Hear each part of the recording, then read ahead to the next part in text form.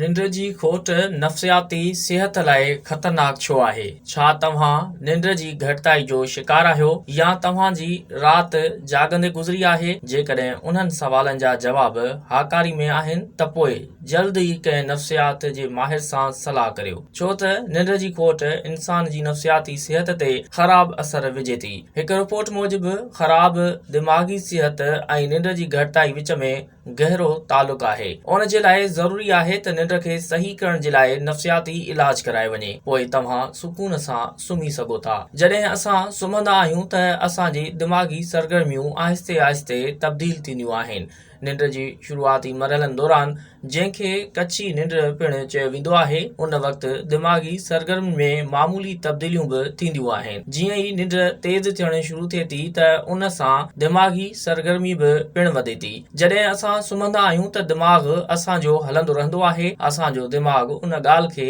यादि कंदो आहे जंहिंखे असां ॾींहं जे वक़्तु सोचियो हुजे। निंड जी घटिताई जा असर दिमाग़ ते पवनि था, जेकी माण्हूअ जे मज़ाज ऐं जज़्बात खे बि मुतासिर कनि था।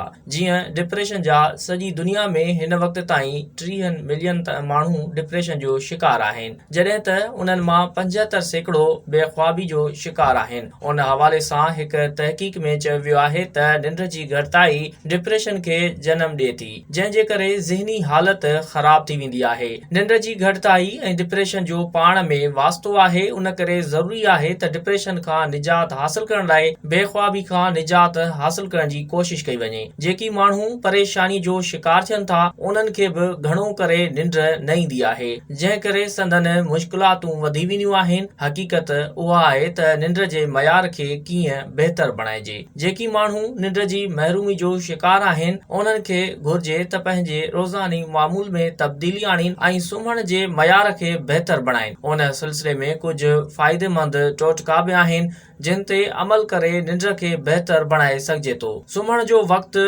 मुक़ररु कयो ऐं उन वक़्त ते ई सुम्ही पओ। उन सां गॾु बिस्तरे ते वञण खां अॻु कुझु देरि पढ़ो।